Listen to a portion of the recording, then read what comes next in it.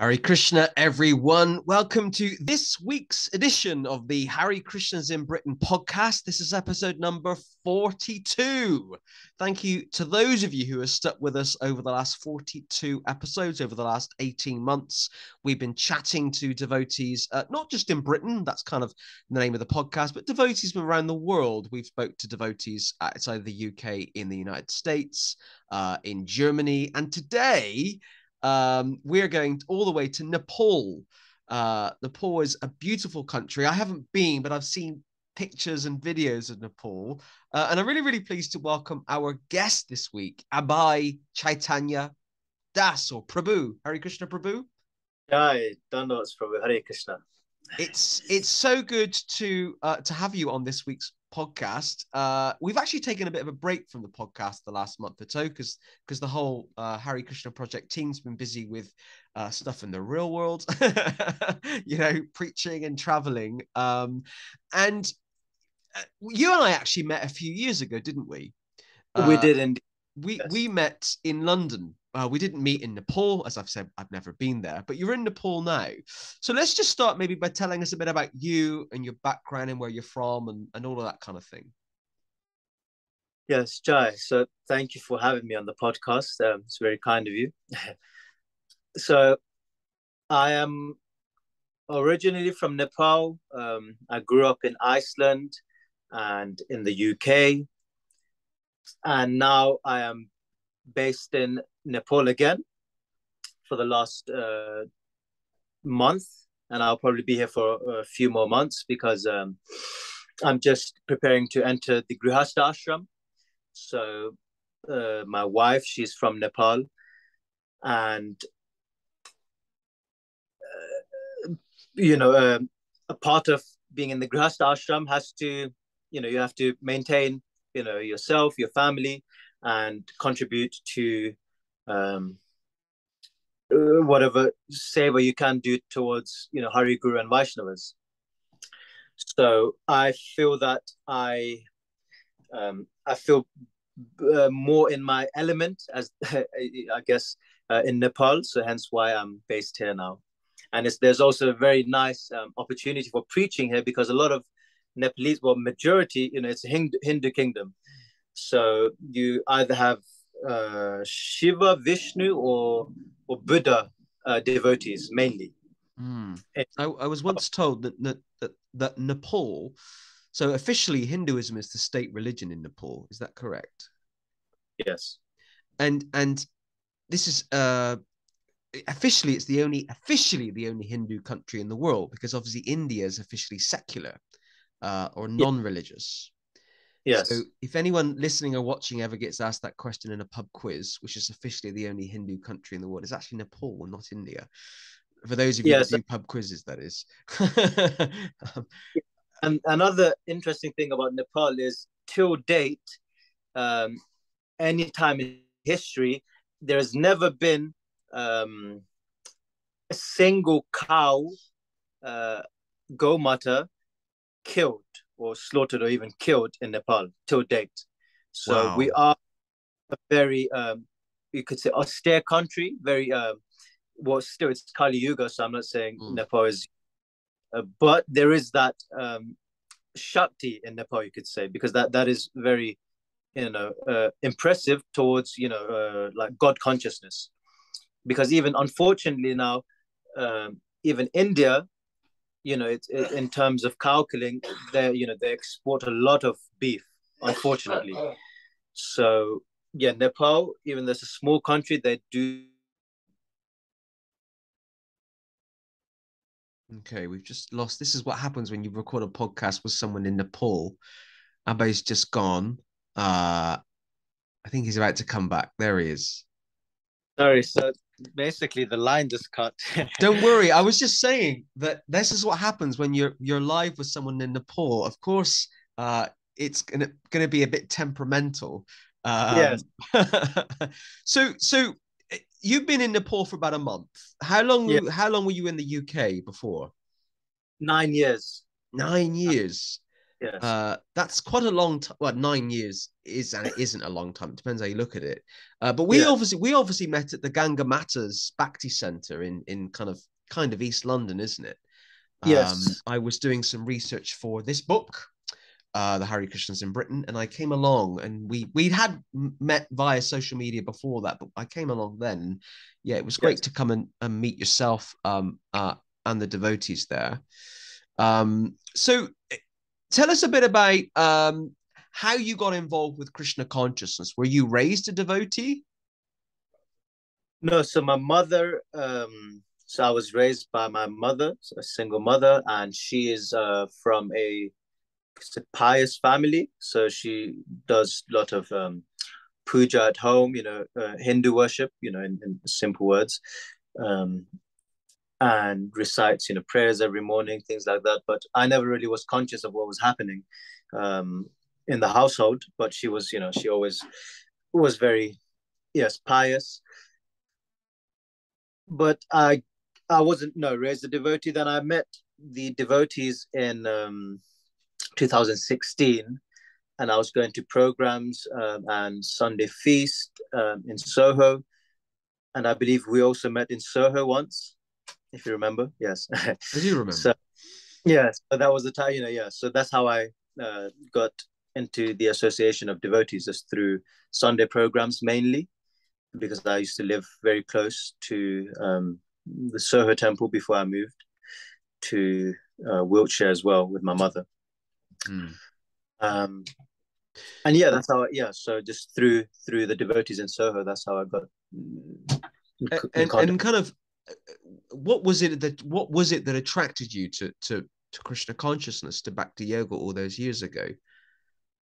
Well, so when I first entered the temple in Soho Street, one thing came to mind, very strange thing, but anywhere in London, especially central London, even if you want to just sit down for 2 minutes, let's say in Starbucks or Costa or one of these, cafes anywhere, just to even sit down, have a cup of water or something, you have to pay for something to sit down. No one's going to allow you to sit down for free anywhere.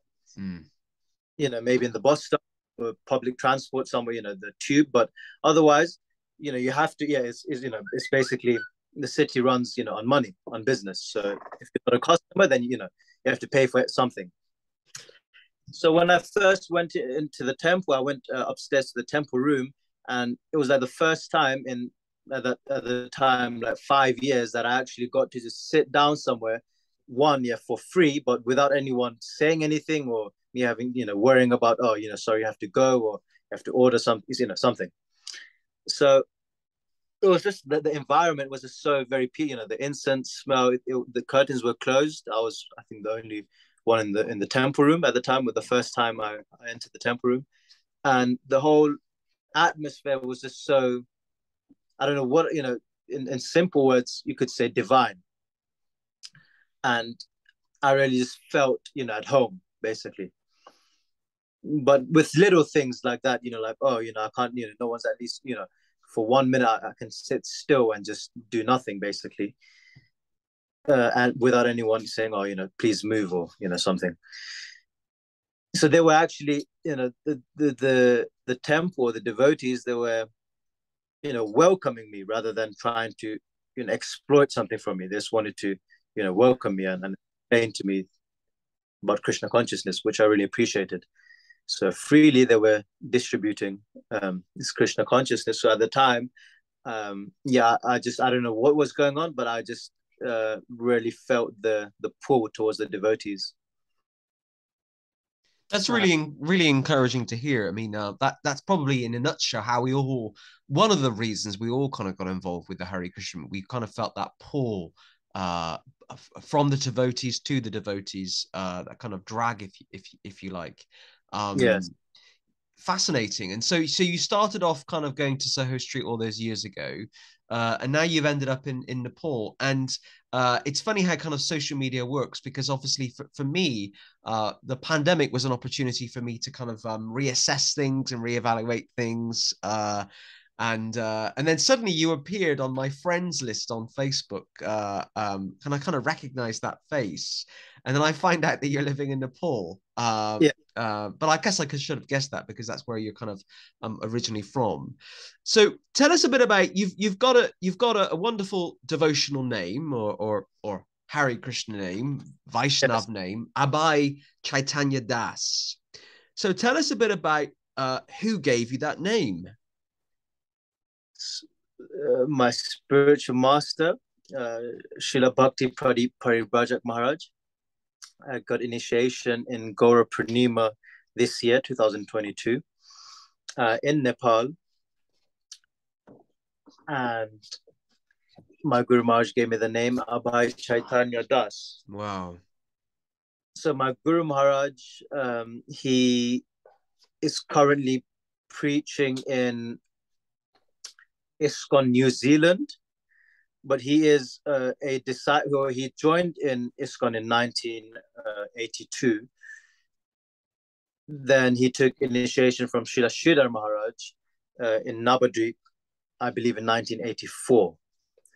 And at that time, there was a lot of things going on in ISKCON, you know, with some sannyasis and things like this. As you know, I'm sure a lot of there was a lot of politics. There was a lot of politics. There's politics wherever there's human beings, unfortunately. Yeah. Yeah, there was politics. Yeah, so that's in brief where my name comes from, my Guru Maharaj, and who my Guru Maharaj is for devotees that may not know him.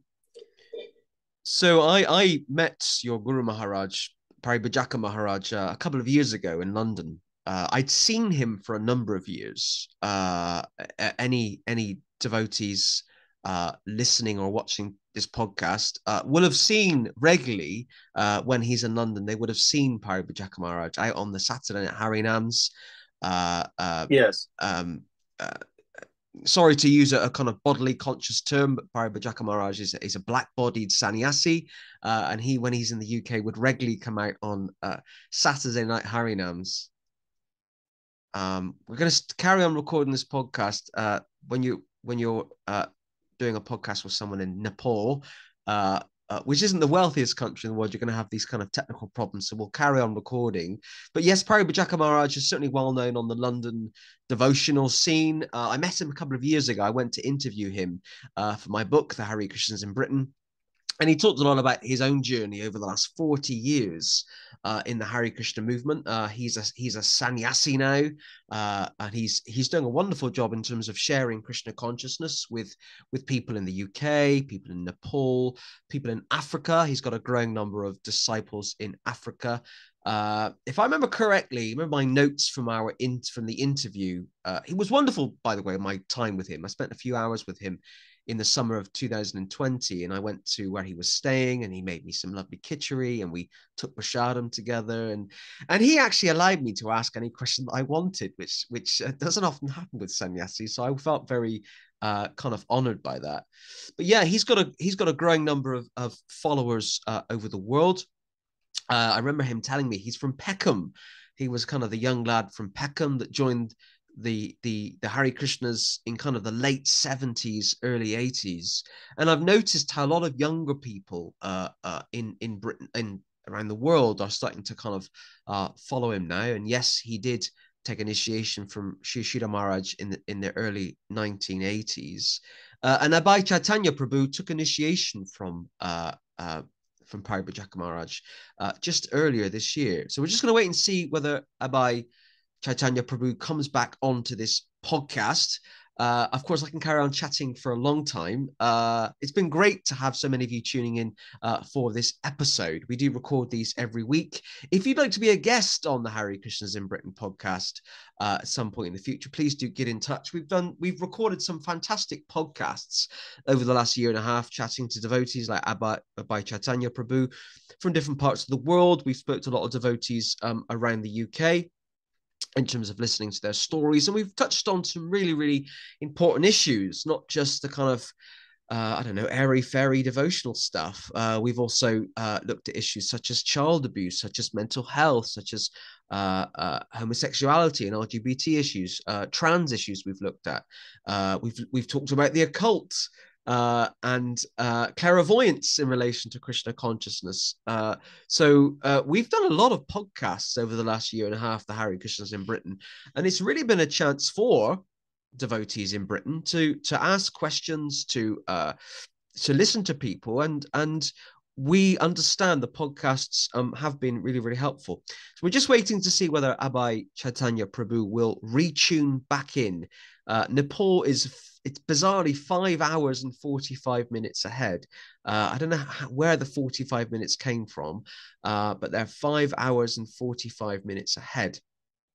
So it's quite late now in Nepal. So we're very grateful for Abhaya Caitanya Prabhu for kind of tuning in.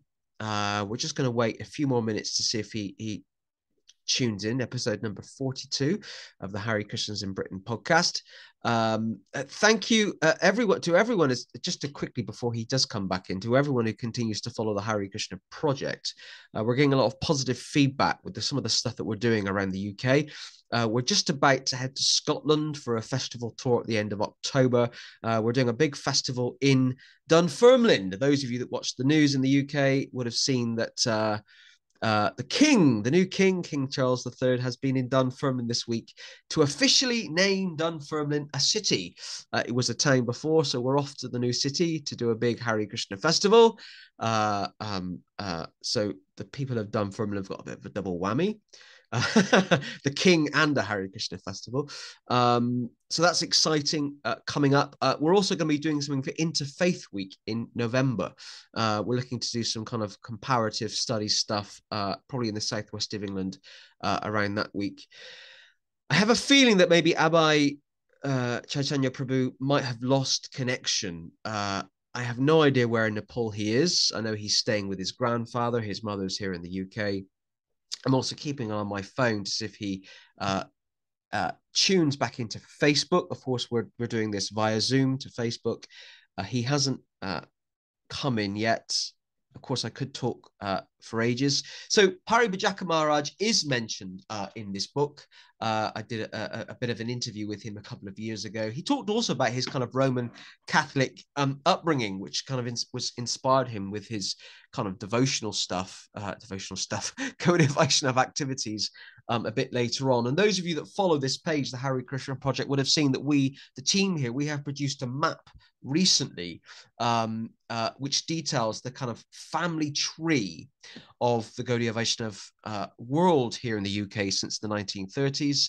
And you have to read the description for that map or that family tree before you look at the map, because some people thought that was a map looking at every single personality that's existed in Britain in the Hare Krishna family, and it's not. It's a map looking at the offshoots and who founded the offshoots, and it's really important to understand that before you actually look at the map. So I'm just going to wait a bit longer for Abhaya Caitanya Prabhu to see if he will log in. If not, we will make history, and this will be the shortest ever podcast that we've ever recorded here at the Hare Krishna Project. We're still recording, we're still live on Zoom, on Facebook, on YouTube. I'm going to see if he's come back onto Facebook.